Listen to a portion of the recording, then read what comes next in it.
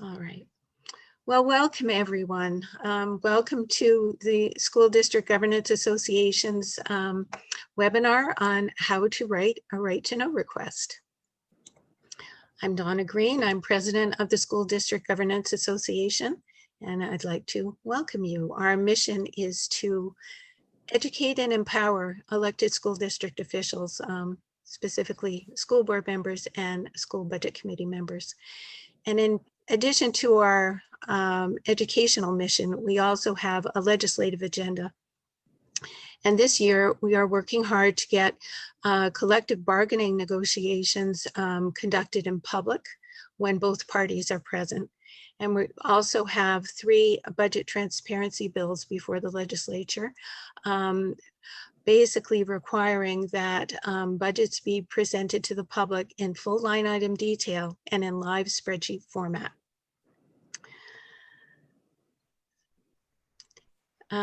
Before I have the pleasure of introducing Right to Know New Hampshire and our guest speaker, David Saad, I'd just like to mention a few webinar protocols that I'm going to be observing tonight. This meeting is being recorded. I have muted all the participants except for the speaker. He will be speaking for half an hour, and then there will be half an hour for questions. And I ask that during that time, that if you have a question, you type it into the chat box. I will be moderating the chat box.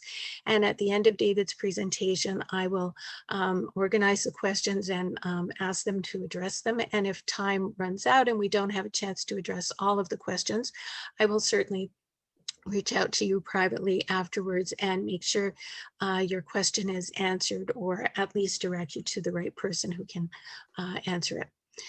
So thank you very much. Now I would like to say a little something about our guest speaker, David Saad, president of Right to Know New Hampshire, and about Right to Know New Hampshire itself. It's a very impressive organization. David has been president of the organization for 6 years, and in that time, he's grown it from a handful of transparency advocates to a statewide network of people who are advocating for transparency and making their voices heard in Concord.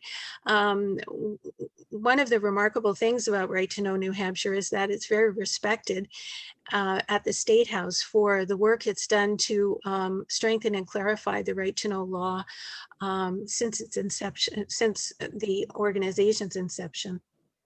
And this year, the organization is pushing to get a right to know ombudsman established, an office of an ombudsman, to adjudicate disputes between private citizens and public bodies, so that the private citizen doesn't have to undertake the onerous cost of going to court to enforce their right to public information. This has been a goal of Right to Know New Hampshire for the past 4 years, and they've been very conscientiously chipping away, trying to move this goal forward. And under David's very able leadership, the organization has been awarded the Naki Loeb First Amendment Award, and it's also been recognized by the New England First Amendment Coalition for the work it's done in government transparency. So with that, I'd like to turn over the presentation to David Saad, the president of Right to Know New Hampshire, who is available for presentations on invitation, by the way, if your community or a school district would like to have a presentation. David, I'm volunteering you.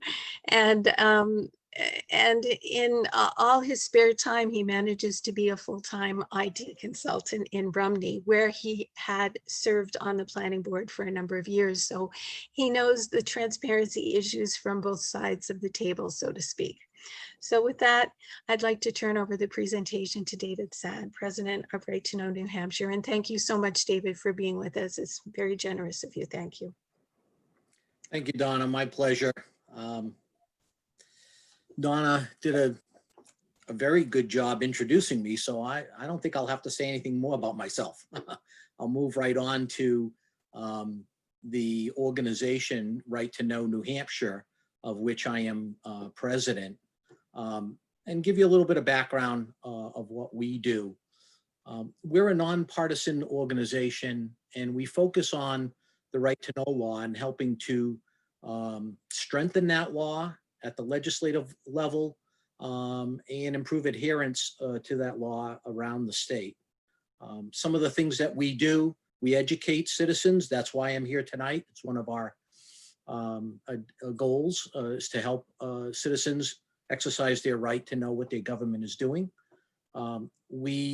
As part of that assistance, we provide resources. We have a blog that is a wealth of information. If you want to know about the right to know law above and beyond what you're going to learn here tonight, I suggest you go to that blog. There's a great deal of information at your disposal. We're also can be found on Facebook. And as I said, we propose legislation to strengthen the law.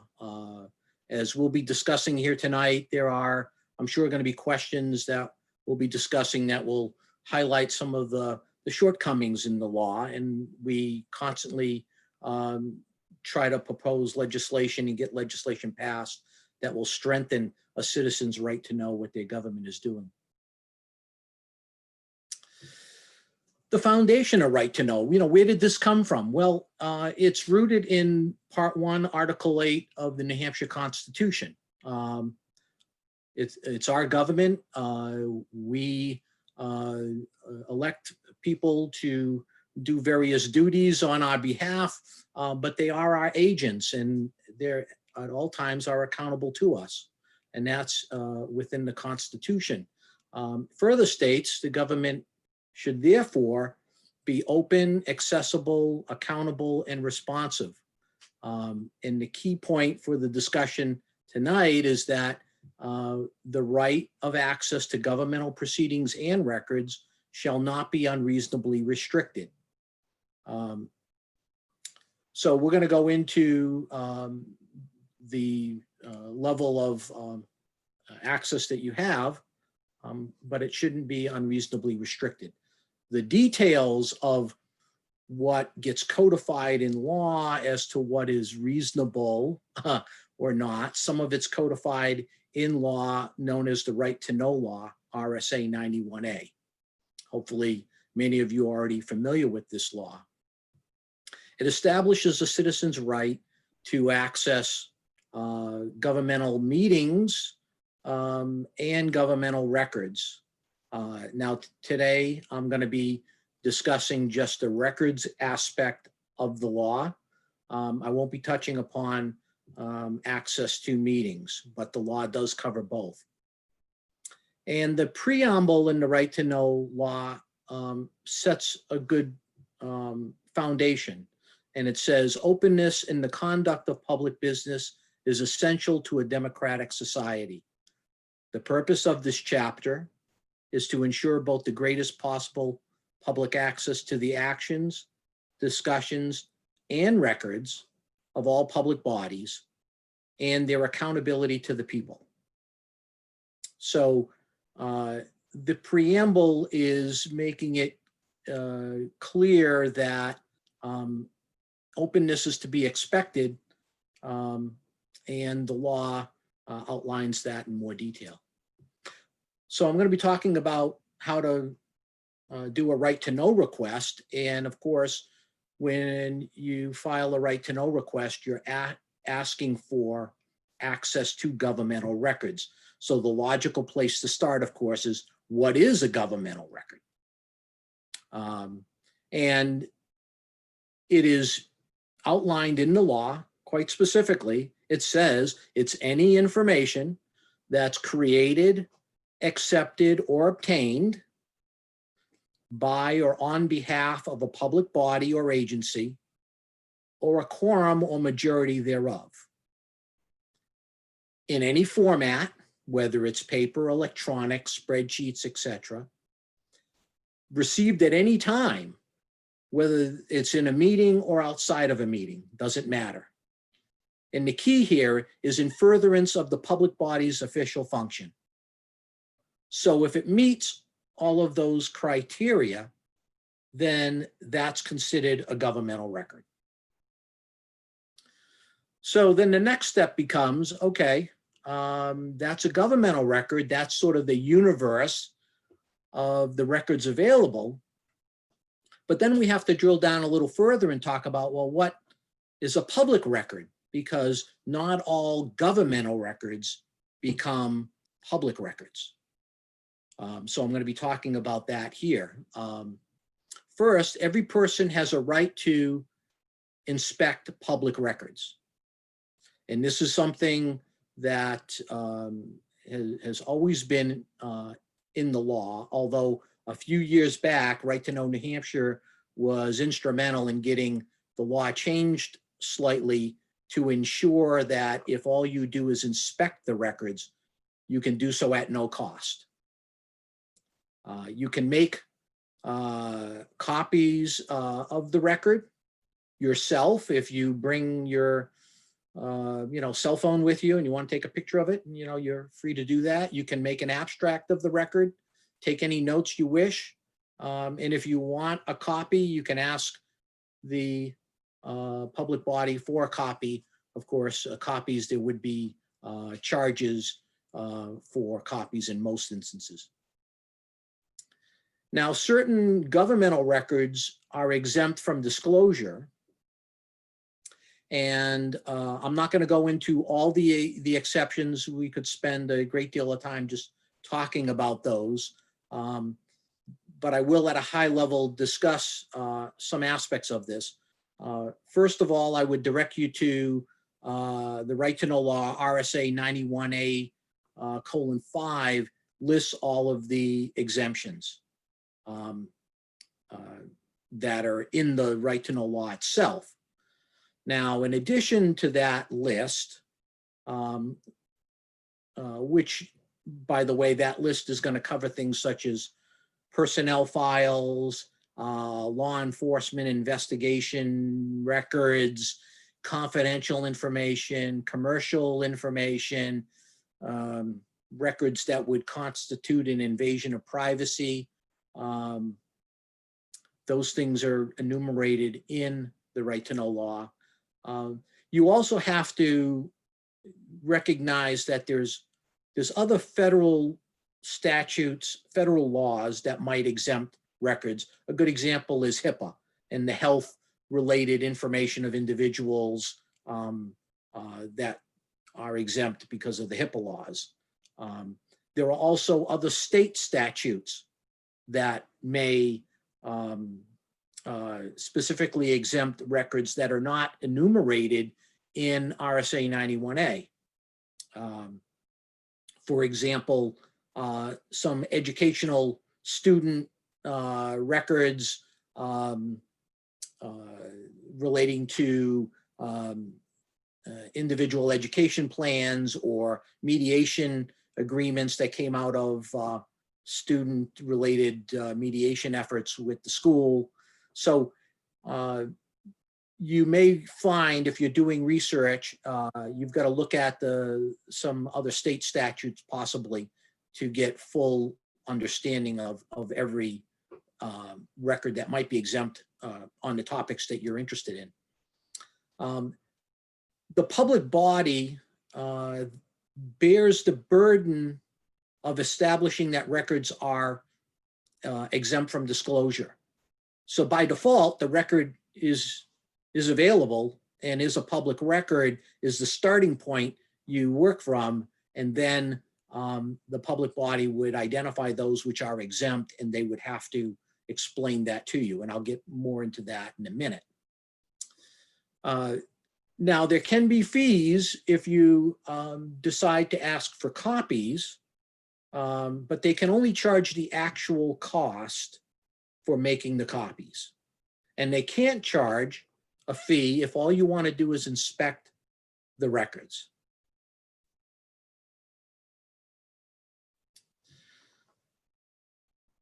next thing to give some consideration to is the retention requirements, because you may be looking for records, but especially if you're going back in time, there are listed in various statutes the requirements for various state and other public agencies and towns and school districts and the like, as to how long they have to retain various records.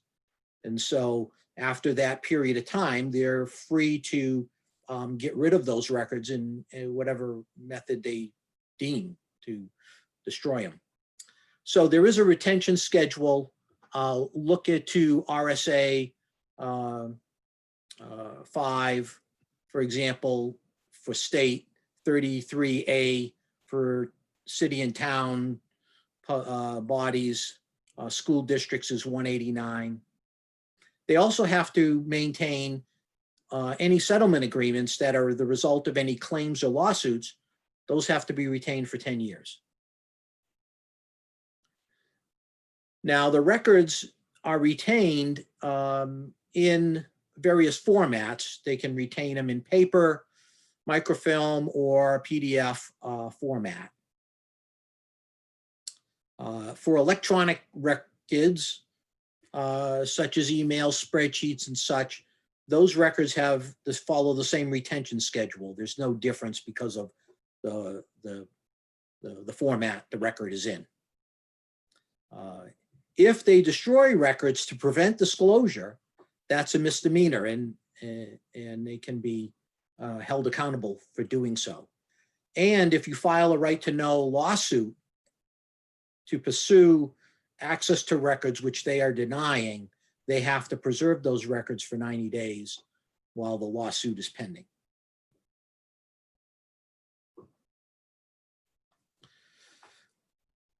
So how do you go about and exercise your right to inspect records? There's several steps that you need to go through.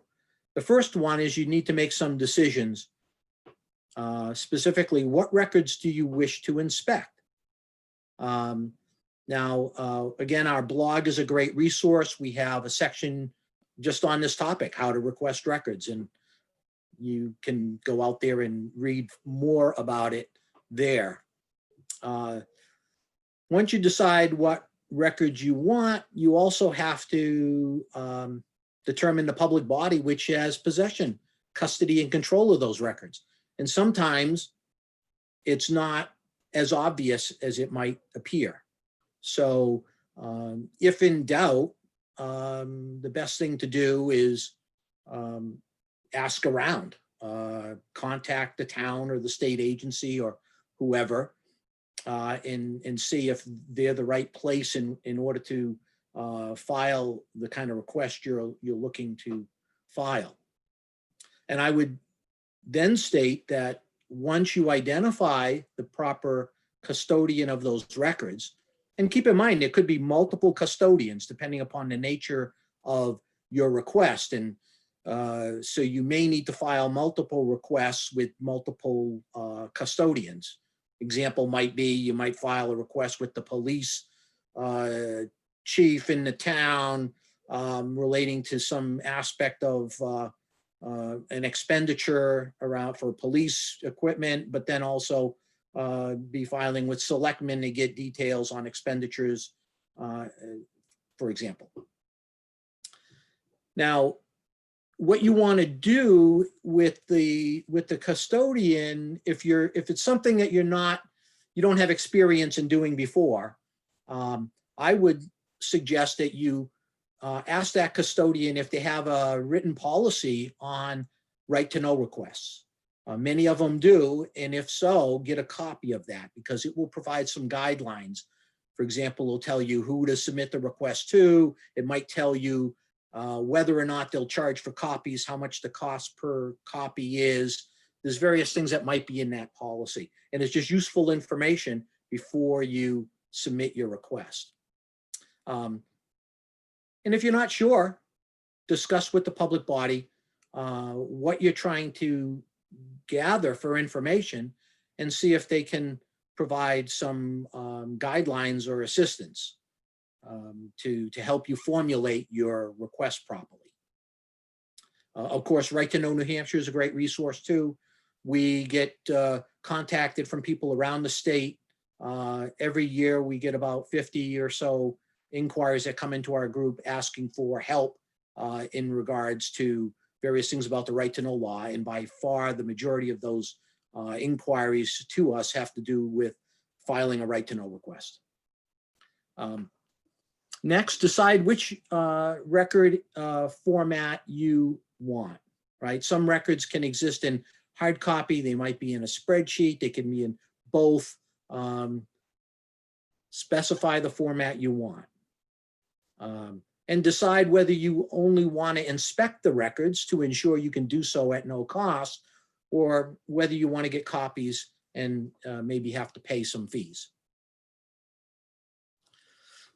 So once you've made those decisions, the next thing is to go and define your request.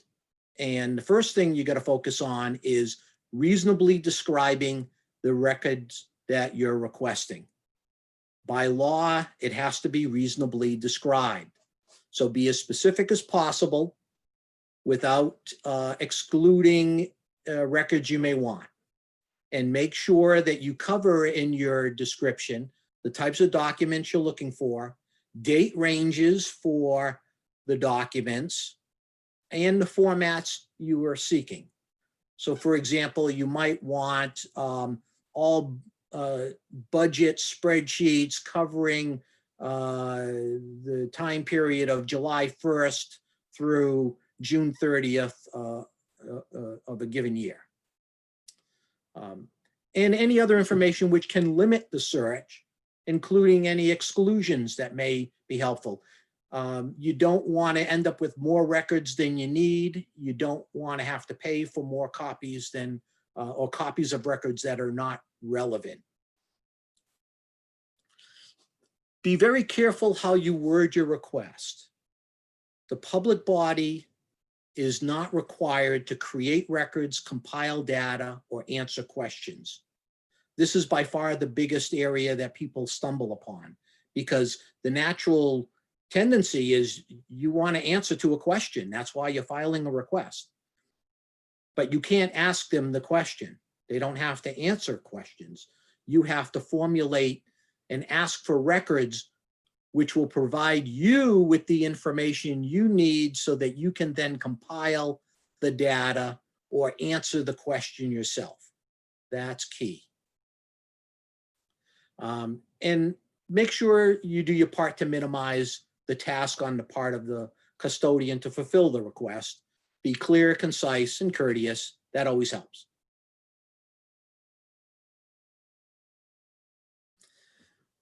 As I mentioned earlier, you can inspect the records at no cost. So if you only need to read the information and you want to save money, ask to inspect the records and save the copy costs, avoid the copy costs. Make sure you ask the public body to cite in writing any exemptions they're relying on if they decide to withhold any information. So they are required by law to do so. That again was an aspect of the right to know law that we put forth a bill to get the law changed to make sure that they have to be specific in citing the exemption for records they're not providing. There's no requirement to identify yourself or provide any reason for the request. Now, naturally, it generally makes sense to identify yourself, but the law does not require it. And with all that information, go ahead and submit your request. And make sure you maintain a copy of that request. It may come in very handy down the road if you find yourself needing to pursue a possible violation of the right to know law. So now I'm going to pull up a template, and this is from our blog, but just walk through it quickly so that you can kind of see some language here. It's a generalization, but I'll just walk through and talk through it briefly. You know, up front, you're addressing it to the custodian of the records. You're telling them that you're asking for public access to records within 5 days, which is what the law requires, pursuant to the right to know law. So this makes it very clear to them that this is a right to know request. Then you're going to list the records that you are looking for, and depending upon how broad you are in your scope, this of course will change.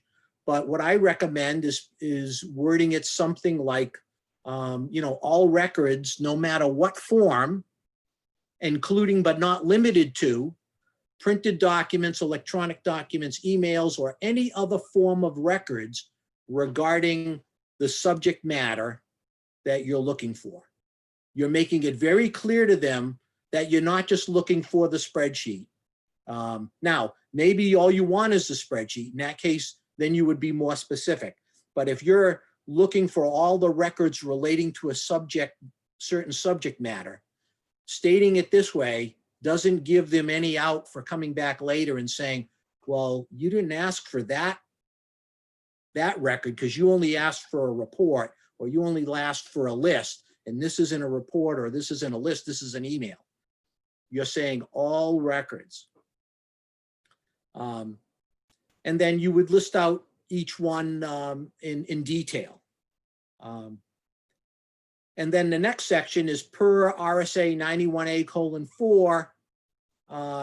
We're referencing the law and saying, if you deny any portion of this request, please cite the specific exemption used to justify the denial to make each record or part thereof available for inspection, along with a brief explanation of how the exemption applies to the information withheld.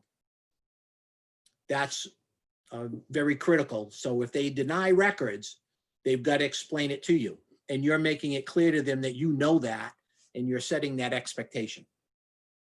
And then of course you would provide your contact information at the bottom, and then there's just some information here stating what a governmental record is, and that's quoting again the RSA 91A, which is the right to know law. So again, this is on our blog. It's there as a reference. You can cut and paste that and then you know, modify it to suit your needs.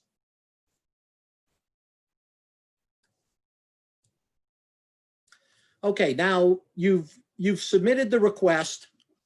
The custodian at some point is going to respond, and the custodian, when they respond, they cannot require you to fill out a form or provide any personal information. And the custodian shall, according to law, provide records immediately when the records are available for immediate release, or within 5 business days, they have to do one or more of the following options. They have to provide the records you requested, deny the request, deny access to some records or portions thereof, and if they do, as I mentioned earlier, they have to cite the specific exemption authorizing that denial. Or they can tell you, hey, we got your request and it's going to take us longer, and so to fulfill the request or deny the request, but we need more time to consider that, and they will provide an estimate of the time necessary to do so. Now, based upon their response to you, you may end up going back and having further dialogue with them about your request, maybe providing further clarification or drilling down deeper into the reasons they excluded certain records and the like. Now, when they provide you records, that has to be a result of a reasonably conducted search. So, you know, they have to do a decent job of searching for the records. And if they don't, then that could be a problem. There is no requirement on the part of the public body to create any new records. Again, this is, you want to avoid asking questions or asking them to compile data that doesn't already exist or records that don't already exist. And it must be in the format it already exists or reasonably calculated to comply with the request. And if you decide that you're going to inspect the records, you can you go to their place of business during regular business hours to do so. If you ask for copies, you can make copies yourself by any method, such as using your cell phone, or you can bring some other device to do so. If you ask them to make copies, they can charge you the actual cost.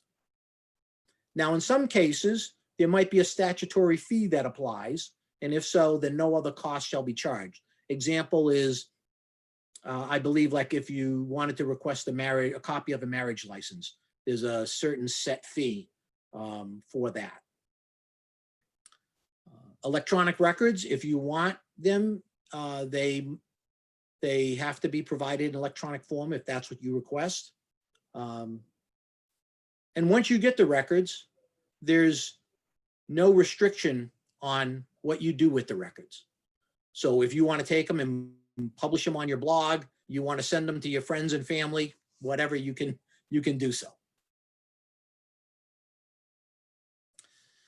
Now, there's a number of common pitfalls that, and I've compiled these here based upon my years of dealing with a lot of people who have filed right to know requests. And I've touched upon these already, but I'm going to summarize them here.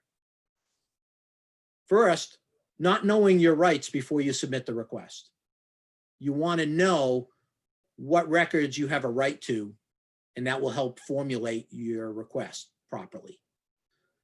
Not putting your request in writing. I think that's a big mistake. Yeah, you can call up the administrator at the town hall and say, I want this record, but it's better to put it in writing. Submit your request to the wrong agency or public body. They may or may not respond, and if they do, they'll probably tell you they don't have any records that meet that requirement. They may not necessarily volunteer that you need to talk to some other agency. So be careful about that. Asking questions instead of asking for records. Failing to be specific enough when you describe your records.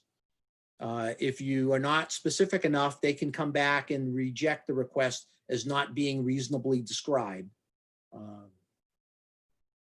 Paying for copies when all you want to do is inspect the records. Failing to verify the record exemptions claimed by the custodian. They say back to you, yeah, those records are exempt, and they leave it at that. And then you don't go back to them and say, hey, cite me the specific exemption. And then when they do, does it make sense to you? And decide whether or not you want to pursue that further. And of course, the biggest mistake of all is giving up. A lot of people, if they run into difficulty in working with their the public body, they sometimes, let that frustration stop their efforts. And all I can say is don't give up. And again, we're here to help, and feel free to reach out to us. So at this point, I'm going to pass it back to Donna for opening it up for questions, and I'll try to answer as many as I can in the time allotted. Well, thank you, David. That was fascinating. We do have a number of questions. The first question was from E-Power.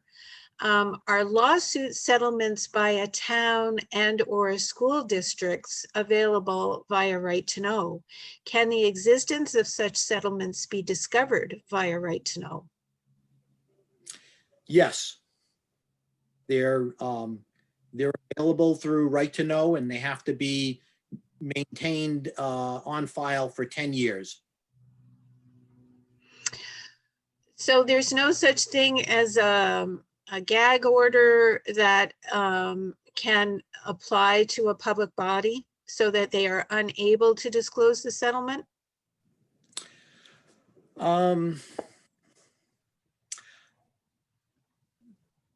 There's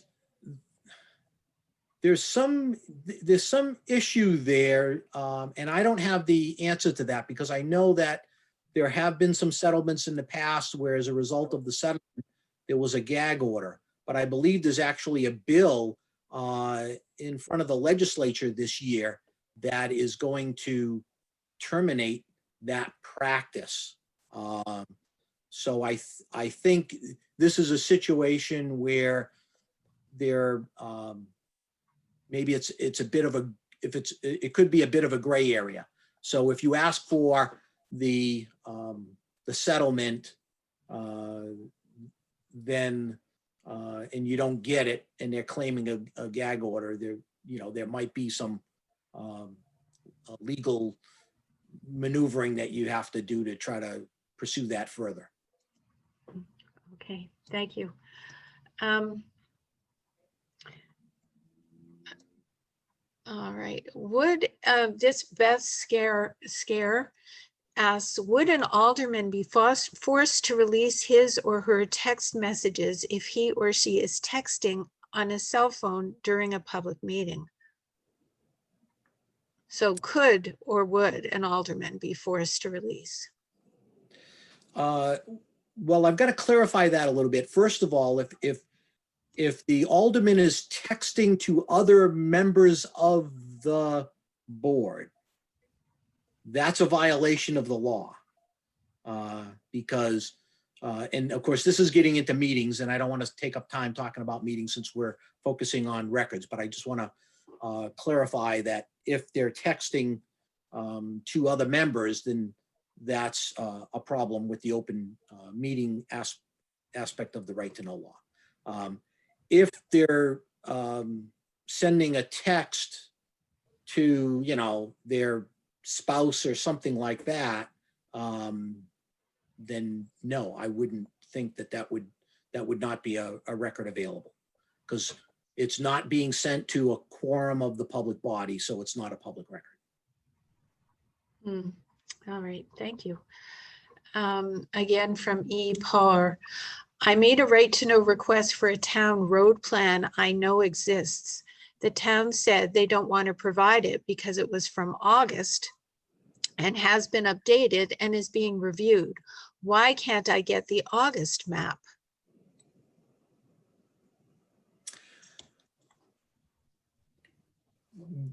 That's a good point. I would think that would be a record that is a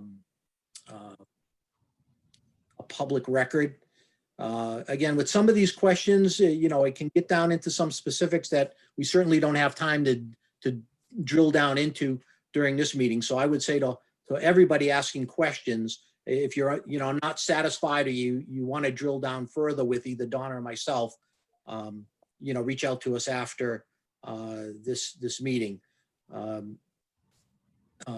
because if this initial version, which is being updated, if that initial version was shared with the quorum of the public body, and they discussed it and they acted upon it in a public meeting, then that would be a public record. If it's a draft document that an individual, let's say the administrator, is putting together, hasn't shared it with anyone yet, that might fall under the realm of it being a draft document. So I think there's some particulars there that makes the answer it depends.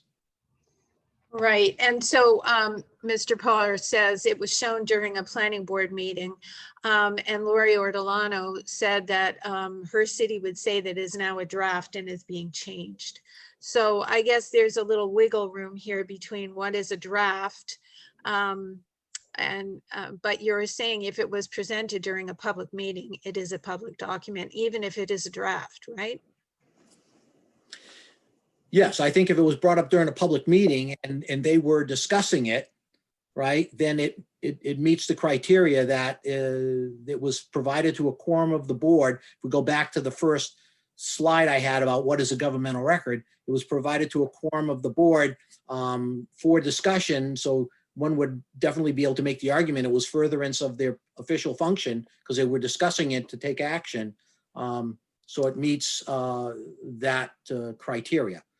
There is some in the right to know law where it talks about preliminary drafts or notes and other documents not in their final form, but then it says, I'll read you the exact language to clarify this. Preliminary drafts, notes, and memoranda and other documents not in their final form and not disclosed, circulated, or available to a quorum or a majority of the members of the public body.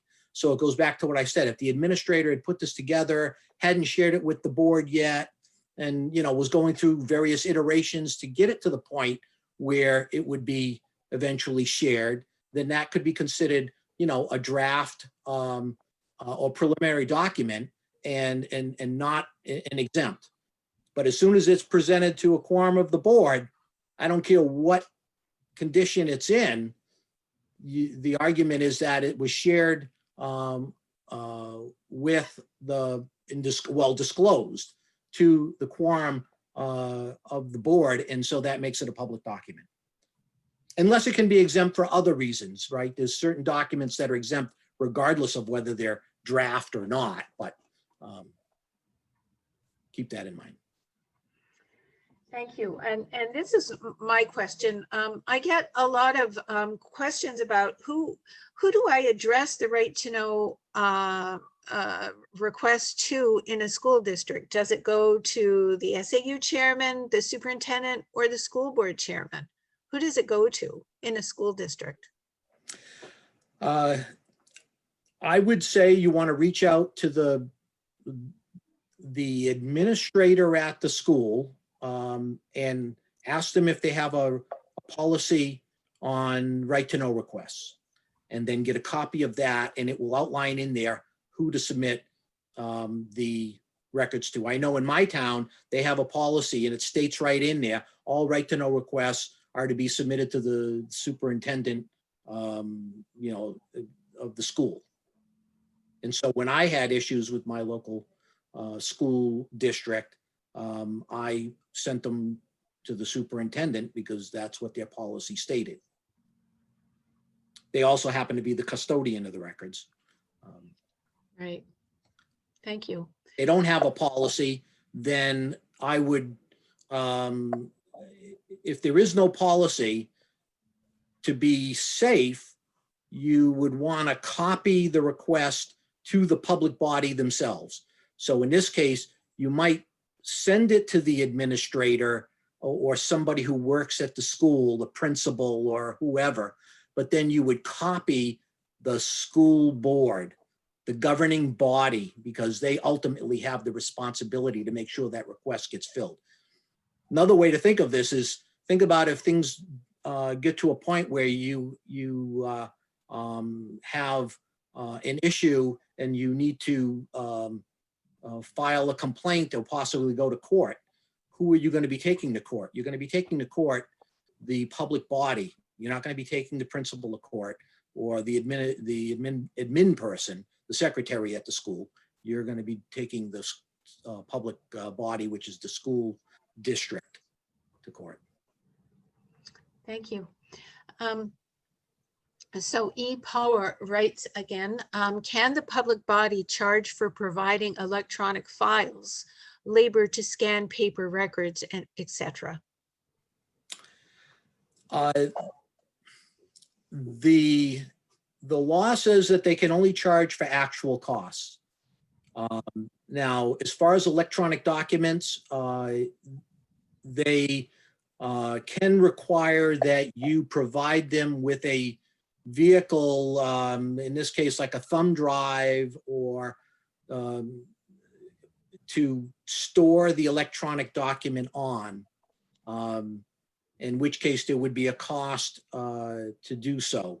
And they typically request that it be in something that's not been used or is an unopened package, because they're concerned about, viruses and things invading their computers. They cannot charge for labor. They can only charge the actual costs of making the copy, not for time to find and retrieve the records. Thank you. The general charge, though, is about 50 cents a page, isn't it? In many places. That's probably, a good estimate of an average. And of course, we've seen through our studies and such that we've done, charges anywhere from, like a nickel or 10 cents a page up to, several dollars a page.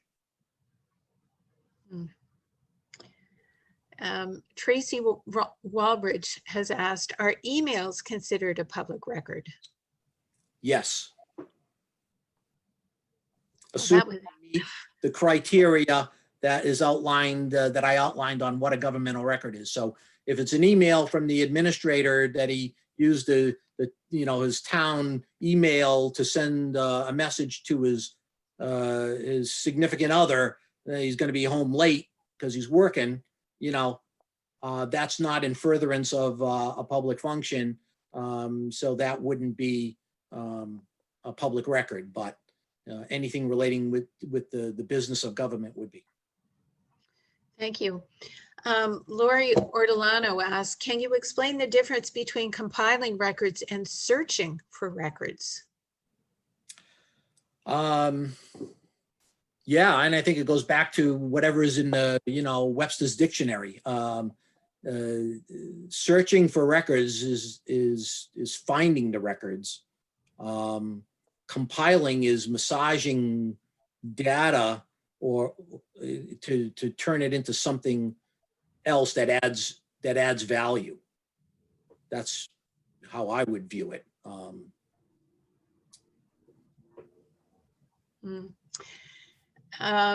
Going back to the costs for information, Moira Ryan says Manchester School District is looking at a policy to charge a research fee. Is that legal? No. Right. At this point, it isn't unless they change the law. Yeah. They can't charge for time. This is an area that we see often, that public bodies are trying to, hit the public up for reimbursing them for their time. And they do it several ways. I mean, very few come right out and try to charge you money for their time. And then others, they jack up the per page copy cost to something that exceeds the actual cost. Let's face it, if they're charging, I'll give you a good example. You go to a police department and you ask for a police report, it's 2 pages, but they have in their fee is $15 for a police report. Well, actual cost is not $15 to generate 2 pages. And I would argue that is not an appropriate actual cost. But Right to Know New Hampshire, we see this happening all over the state, where there's exorbitant charges taking place, and it's an area that we focus some of our attention on.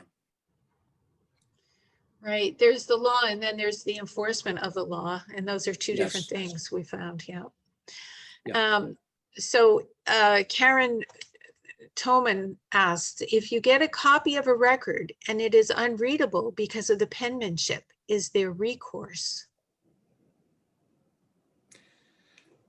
I would say, I would say no, assuming it's unreadable because of the penmanship and not because of the blurriness of a copy. So that's a case where you would want to inspect the original record to make sure, because sometimes, a copy of a copy of a copy and things get blurred that way.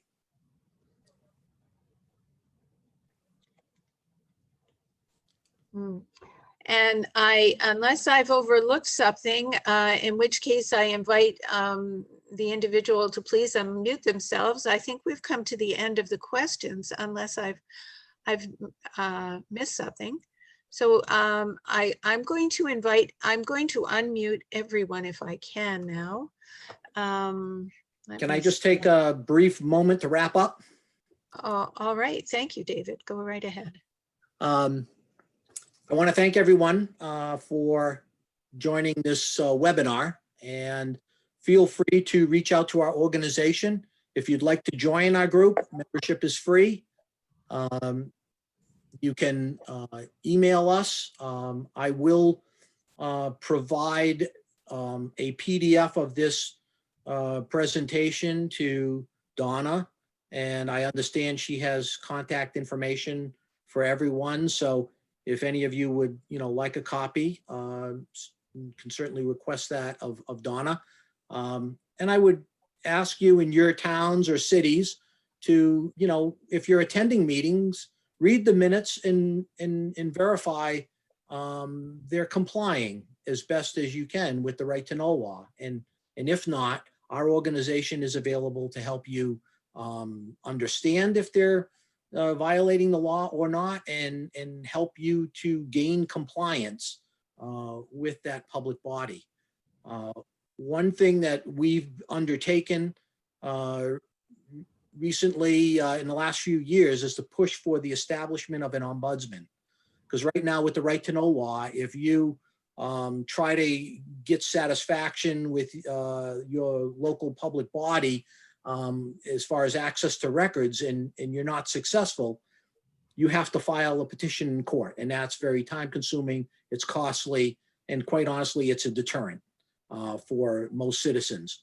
So our top priority over the last several years has been getting an ombudsman established. And I would ask each of you, there's a bill this year called HB 481 to establish the Office of the Right to Know Ombudsman. This would be an individual, an independent arbiter that would help you resolve complaints that you filed against a public body, a public agency. And feel free, again, to reach out to us through the various avenues we have: email, our blog, Facebook. I welcome your questions and your help. Thank you very much. Thank you so much, David. That was excellent. And Moira Ryan asks, who would the ombudsman be for, the school and the state government? The ombudsman is going to be an independent arbiter, is going to be a position that will reside within the Secretary of State's office. And it will allow the citizen to file a complaint with the ombudsman and do so at very little cost. And the ombudsman would be able to process that complaint and reach out. And if we're talking about the case of records, for example, let's say they didn't provide the records you wanted, or they stated some records are exempt and you don't believe they should be exempt. Or maybe they're just taking too long. They're dragging their feet. It's been a month and you still don't have access to records. You would be able to file your complaint with the ombudsman, and they would reach out to the public body, forward the nature of your complaint to them, and then the public body would have a chance to respond. And then, sort of like a mediator, they would deal with both parties, hear both sides, but then they would make a ruling, and that ruling, which would be based in law, they would make a ruling as to whether or not the public body is in violation. And if so, they could order any of the remedies that are available if you were to go to court. So the benefit to the citizen is, one, you get to file a complaint at little or no cost. You get a timely resolution of that complaint. Your complaint, if they find against the public body and in your favor, then they can order the public body any of the remedies that you would have had you gone to court. The ombudsman can rule in the same way. And then if by chance you don't agree with the ombudsman, you feel that they ruled against you, or you can still go to court. So you're not eliminating the ability to have your day in court. You've just got another avenue that you can pursue that's faster and cheaper and easier as a first step in your process to get your complaint resolved. Would you mind repeating that bill number, please? HB 481. And this year, because of COVID, normally if you wanted to, testify, or, you'd reach out to your legislator and you tell them that you want them to support this bill. I would ask you to do so. You'll also be able to go online and register your position of support online with the bill when it comes up. And if you follow on our blog, we have another section on our blog. I didn't talk about it, but we have a legislative section on the blog, which outlines all of the right to know bills that are currently in front of the legislature this year. And this HB 481 is one of them. But you can click on there and it'll take you to the text of the bill. It'll show you the details on what committee is hearing the bill, the status of the bill.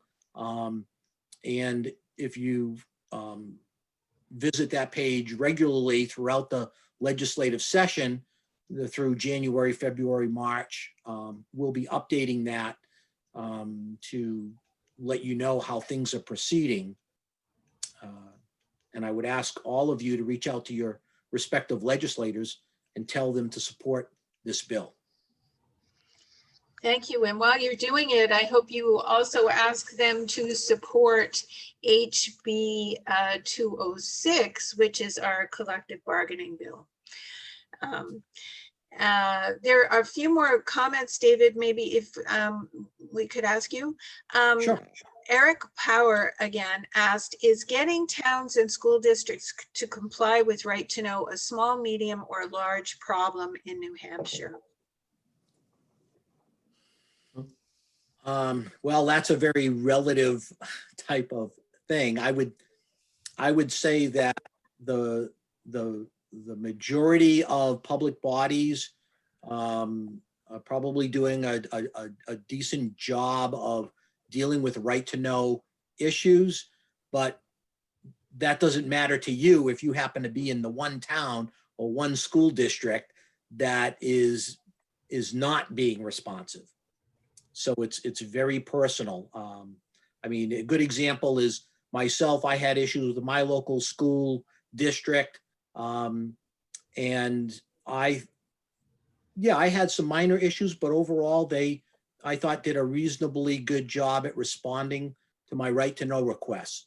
But then I can pass it over to Donna Green and she can tell you about her encounters that required her, and she was a member of the school board to boot.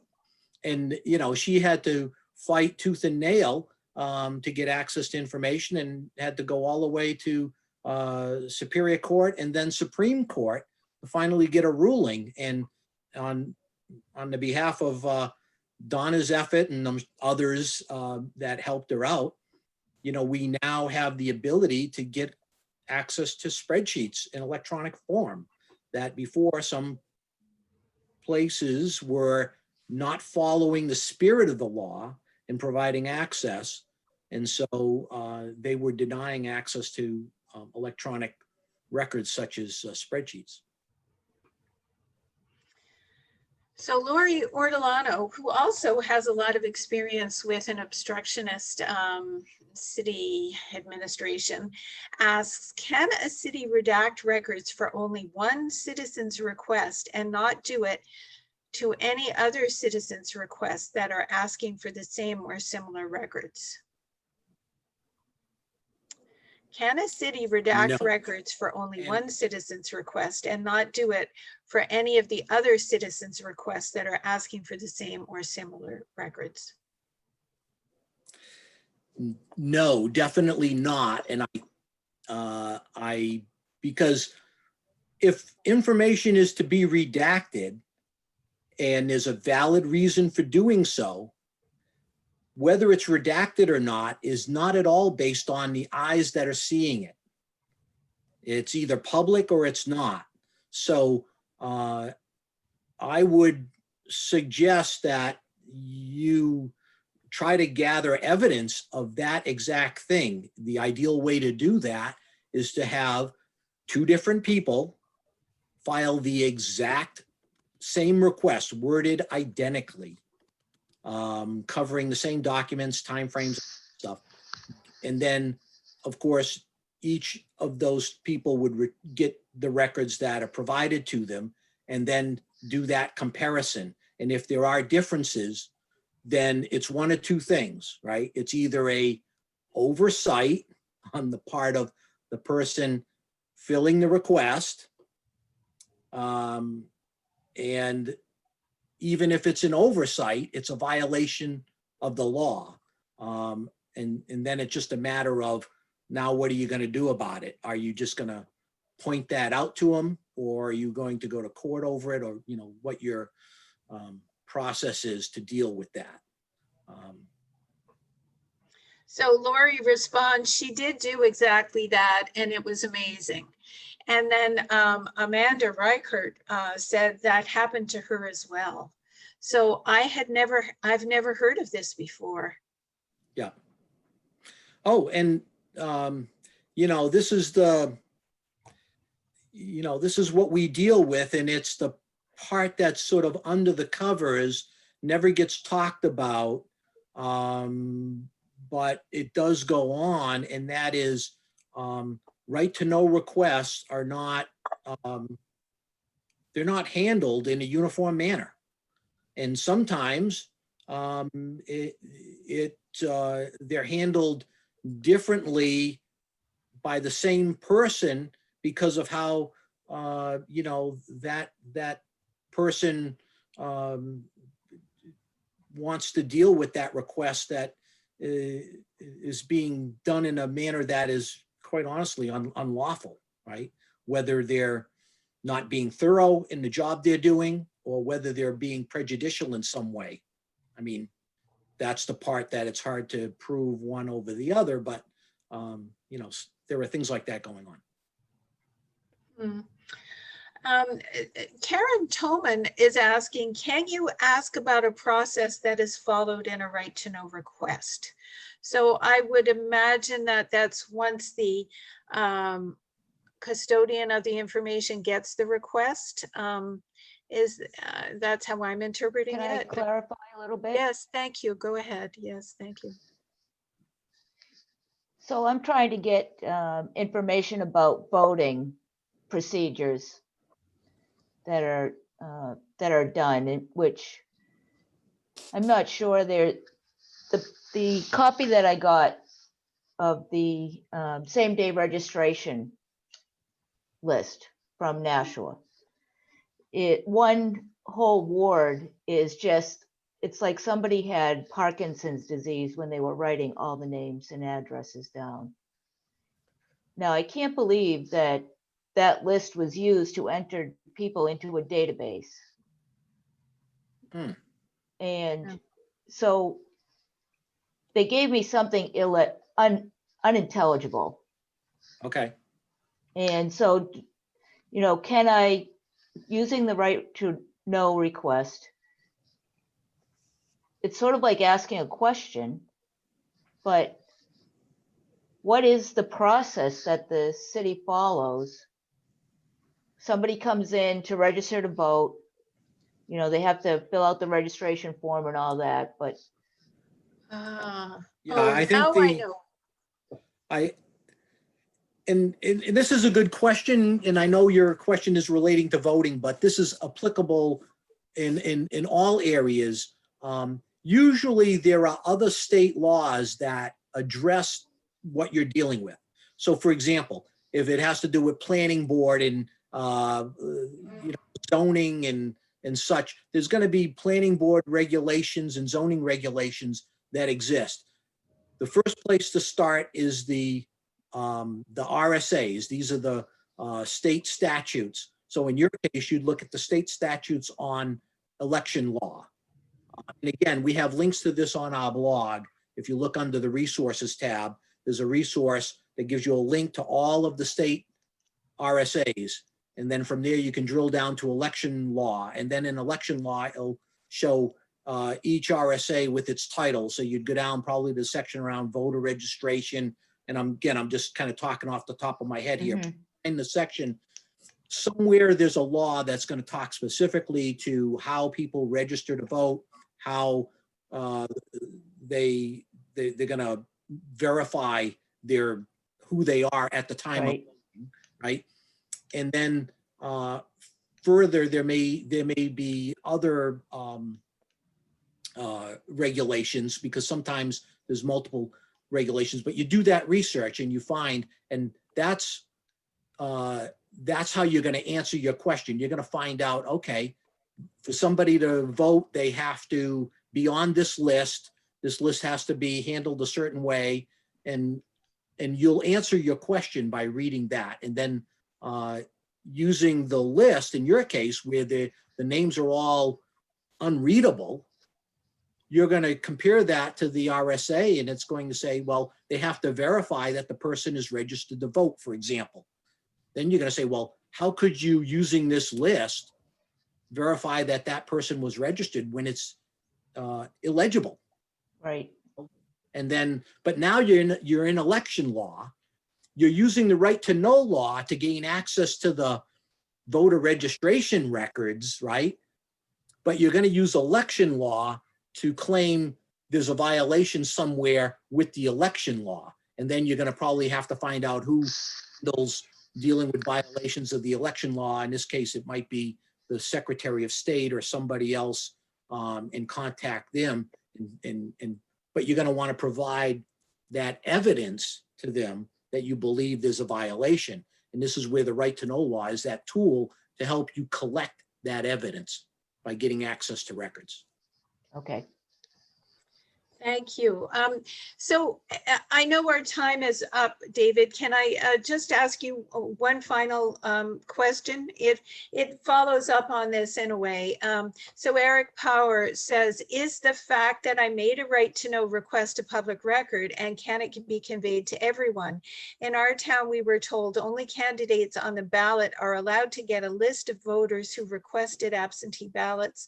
A common citizen cannot request per the town clerk. Any clarification on that? And that's again where right to know butts up against election law. Yeah.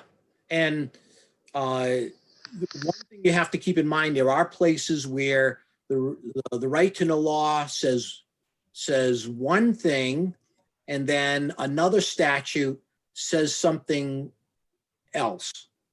And specifically, and this is an area where people get tripped up, because in the right to know law, it does specifically state when you're looking for records that, records, these are public records, unless they're either listed as an exemption in the right to know law, or they're exempted via other statutes. So I've had a number of cases where people come and say, well, I want this record. It's not listed as an exemption in the right to know law, so it must be a public record. And the answer is not necessarily. You have to look elsewhere in other statutes. So in this case, you'd have to look at the election law as it relates to this record that you're requesting, of the absentee ballots, and there's a section of the election law on how absentee ballots are processed, handled, and whether or not they're they're available via RSA 91A, which is the right to know law. So there are going to be times where you've got to understand the right to know law, but you also have to understand some other state statute as it relates to the area you're delving into in order to get the full picture. And then in some cases on top of that, there could be federal requirements mentioned earlier about like HIPAA laws with health related information of employees. I know when I was asking for information relating to line item detail on school expenditures, when it got down to the health insurance line on there, because some departments only had one or two people in that department, they didn't provide some of that detail because you could literally back into, oh, Jane Doe is the only person in that department, and oh, look at Jane Doe has this amount of money taken out of her pay, so that implies she's got a certain type of health plan, and that's a violation of HIPAA. So you have to be aware of those kind of intricacies and interactions.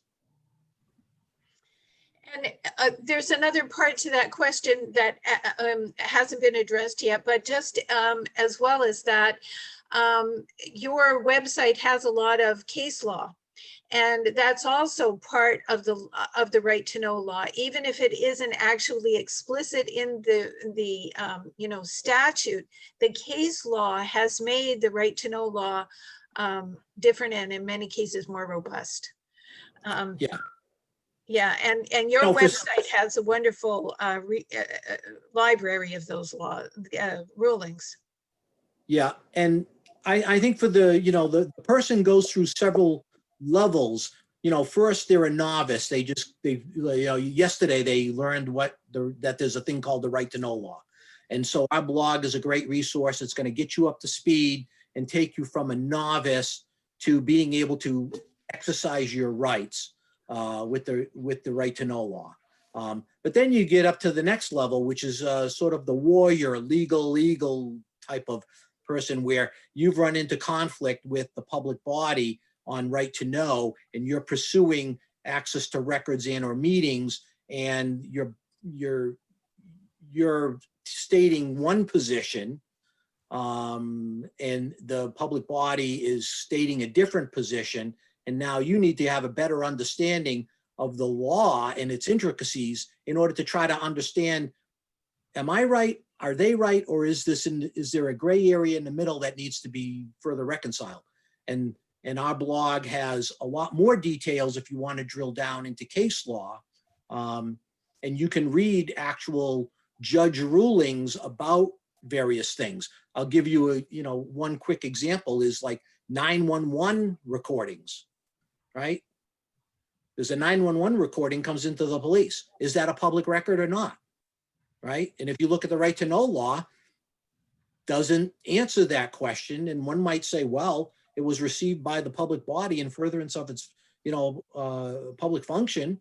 It's a right to know record. Well, no, there's case law that talks specifically about some parameters around 911 recordings that one can be released to the person that, is on the recording.